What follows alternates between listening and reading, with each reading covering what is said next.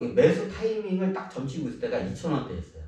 2,000원대가 그때 매수 타임 적격이라고 제가 주변 사람들한테 많이 얘기했어요. 근데 왜 본인은 안 샀어요? 저는 그 당시에 한진해운을 이미 10만 주 샀기 때문에 다른 데에 투자하는 게 낫다고 판단했지. 그 당시에는 제가 분산 투자에 대한 그 중요성을 제가 깨닫지 못했어요. 만약 그때 이게 주변 사람들한테 현대상선을 내가 2,000원대에 막 사라고 권유를 했어요. 왜 너는 왜 안 사? 나 한진해운을 83원에 이미 사놨기 때문에 난 이거로 충분하다고. 나 다른 데 적은다고. 해운 업종은 이거 하나로 끝이라고. 그래서 현대상선을 제가 안 샀어요. 일부러.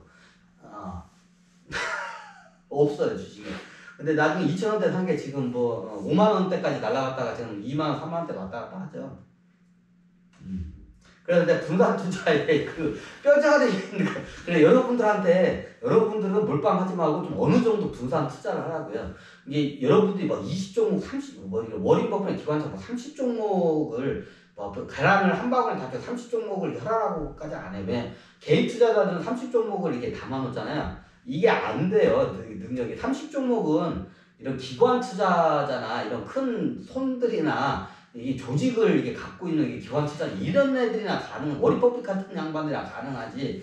우리 같은 전업 개인 투자자들, 개미들은 그게 불가능해요. 30종목을 그 계속 모니터링해서 그거를 갖다가 이거 정보를 하는 거를. 그러면 이게 저기 그 네트워크나 이런 게 없으면, 그리고 또 실질적으로 좋은 종목을 개인이 찾아내기 힘들어요.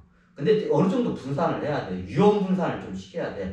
한 방 발 얹었는데 거기에 지뢰밭이면 한 방에 빵 날아가면 전재산이 날아가면 안 되잖아. 위험 분산을 하는 차원에서 어느 정도 분산해야 돼요. 근데 뭐 종목을 30종목까지 하라는 거는 제가 봤을 때 개인은 그건 불가능해요. 오히려 더 헷갈리고 더 이게 교란이 와가지고 하고, 보통 제가 봤을 때는 5종목, 10종목은 안 넘기는 게 좋아요. 왜? 인간은 기본적으로 십진법을 쓰기 때문에 십진법 이상을 넘어가면 헷갈려요. 근데 인간이 보통 이게 사람마다 틀려요. 이게 최야, 이게 사람마다 이렇게 틀리기 때문에 보유하고 있는 종목이 최대한 3종목 이상은 이렇게 분산을 해야 돼요. 그러니까 한 종목만 최 3종목, 여러 종목을 하라고 하면 개인 투자는 또 담아야 돼요.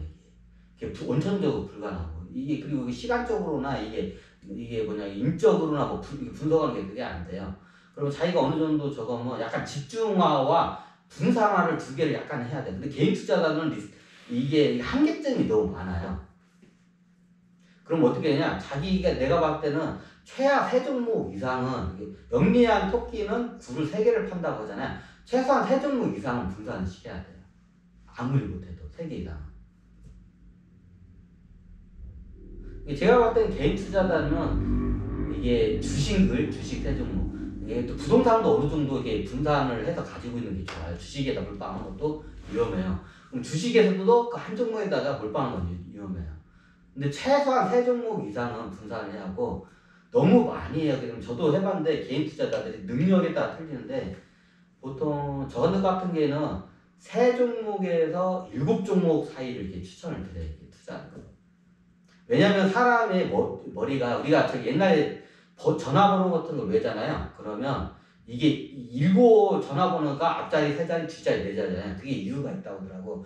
왜냐면 인간이 최대한 이게 외울 수 있는 숫자가 7개의 숫자라고 하더라고요. 7자리 숫자. 이게 똑같아요. 종목도 7개 이상이 넘어가잖아요. 이게 정신이 흐트러져요. 근데 이런 조직화된 기관이나 이런 전문 투자자들은 그게 가능한데, 일반 개인 투자는 그게 원천적으로 불가능해요. 원천적으로 불가능한 것들을 시도하는 거는 참 이건 어리석은 행위예요. 자기의 그 환경과 그 자원을 갖다가 이걸 어느 정도 인정을 하고 카바를 하는 선에서 움직여야 돼요. 그래서 7종목 이상을 안 넘기기를 좀 추천을 해요. 정확히.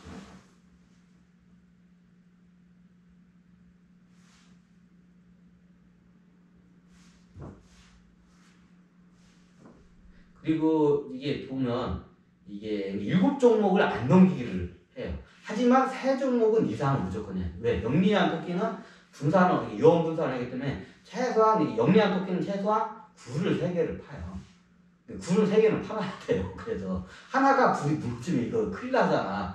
하나에 투자했다가 이 큰일 나, 나중에 죽어. 그러면 거기서 이제 생존하고 이제 하려면 최소한 이게 위험을 리스크를 분산하려면 아무리 못해도 이게 3종목 이상은 해야 하고 7종목 이상을 안 넘기는 걸 저 추천을 드려요. 왜?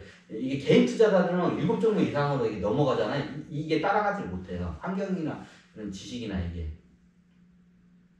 예전에 우리가 군대에 있으면 제 총번이 이게 총번이 보통 6자리예요. 근데 왜 총번이 6자리인 줄 알았더니 제일 외기 쉬운 게 6자리, 제일 많으면서 외기 쉬운 게 6자리 숫자라고 그래요.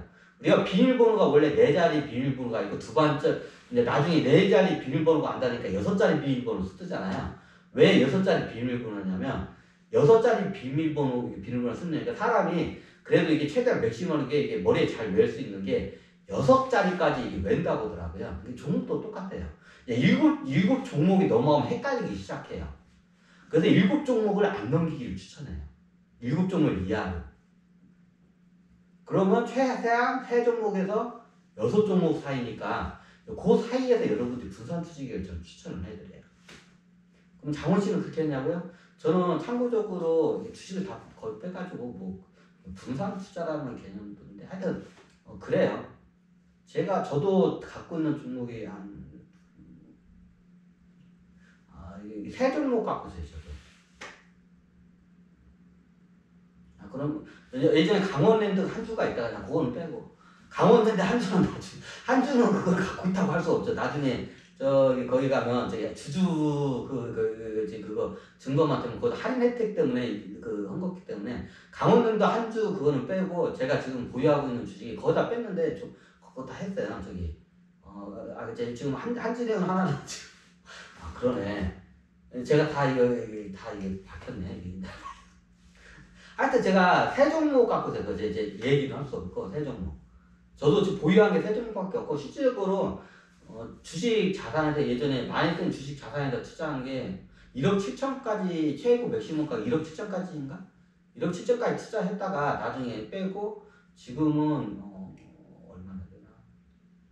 지금 가치로 따지자면 일단 비상자 중 한진영 빼고 그거는 그걸 시키라고 그거를 원래 구입한 가격으로 해서 하면 80원으로 그냥 이제 계산한다고 가정하면 현재 제 주식에 약 있는 게 한 6천? 7천? 6천? 안 되구나.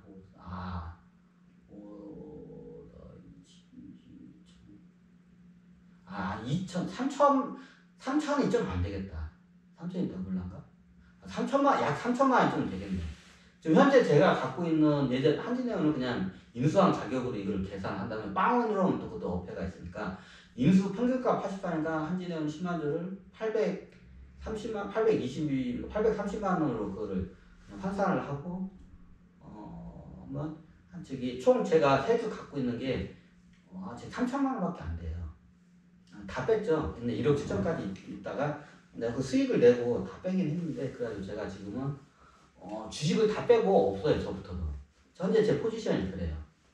제가 왜 이 얘기를 하냐면 지금은 주식을 되돌리면 진짜 괜찮고 이게 저평가된 거 이거 좋다 싶은 거 아깝다 싶은 거 빼고는 다 청산을 했어요. 그냥 다 저기 뺐어요. 그래서 제가 총 갖고 있는 게 세 종목이고 지금 저기 3천만 원. 그러니까 평균 합치면 1,000만 원씩이네. 이제 보니까 나도 이제 알았네. 이게 다 평균 그게 한 종목당 1,300만 원씩 1,000만 원씩 갖고 있네 대략. 그러네. 하여튼 3종목밖에 없어요. 3천만 원. 이제 하여튼 다 수익을 내고 다 빼서 현금화를 했어요.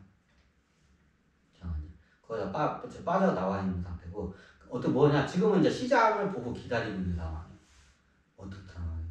예전에 제가 강의를 했지만 지금 2,600선에서 제가 한번 해서 2,600에서 한번 반토막이 언제까지 나요. 공항이기 때문에 1,300은 어느 순간에 무너지게 돼 있어요. 그때 한번 무너져요. 근데 1,300은 1,300에서도 상황을 파악해서 거기서 반토막이 또 반의 반토막이 또 날 것 같아. 그게 700선 결이에요.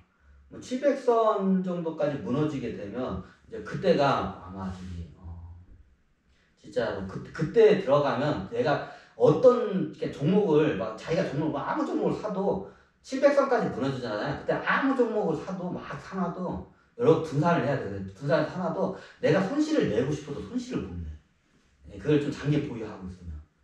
내가 손실을 아무리 내고 싶어도 손실 날 수가 없어요. 그 당시 그때는. 만약에 1000m에 700선까지 무너지게 된다. 그럼 지금 기다리고 있나요? 근데 그게 올 수도 있고 안 올 수도 있고 저도 몰라요. 오면 좋고 아니면 뭐 이거 다투던 개시세가 되잖아. 그러니까 포지션을 저도 항상 이게 유동성 있게 그 포지션 수정을 해가요. 제 상황이에요. 저 같은 경우는 그래요. 제가 왜 이런 얘기를 하냐면 이제 쌍용차에 이제 다시 본론 쪽으로 얘기를 들어갈게요. 지금 앞으로는 이제 이런 공황 상태가 하면 쌍용차 같은 회사들이 겁나게 많이 이제 속출을 할 거예요. 예전에는 이제 저기 한진형이나 HUM 같은 회사들이 겁나게 나와. HUM이 한 방 먹었죠. HUM은 주당 2,000원까지 1,000몇백 원까지 떨어졌어요. 한 주당. 근데 제가 확인한 것만 1,000몇백 원까지 떨어졌다가 지금 막 5만 원까지 갔다가 지금 2만 원, 3만 원 왔다 갔다 현재. 그러면 이런 일이 어떻게 되냐? 이 회사가 도산 직전에 물려들면 이 도산 직전에 물면 얘네들이 도산하는 회사가 있고 회생하는 회사가 있어요. 회생하는 회사들이 그 도산 직전에 회사를 미래 회생하는 회사들이 그 당시에 도산 직전에 물리게 되면 주가가 다 완전히 개떡이 돼요. 그냥 개떡이 돼 있어요. 완전히 말도 안 되는 주가가 떨어져요. 근데 그때 잘 사놓잖아요. 예를 들어서 현대상선을 예를 들게 한진은 아직 이게 상장이 안 돼. 현대상선은 옛날에 제가 1,500원, 600원, 700원, 1,500원, 600원, 그러니까 2,000원이라 할게 그냥. 2,000원대에 만약에 그 당시 2,000원에 인수를 했으면 지금 2만 원, 3만 원이에요. 지금 많이 고가에 갔더니 5만 원대까지 갔고.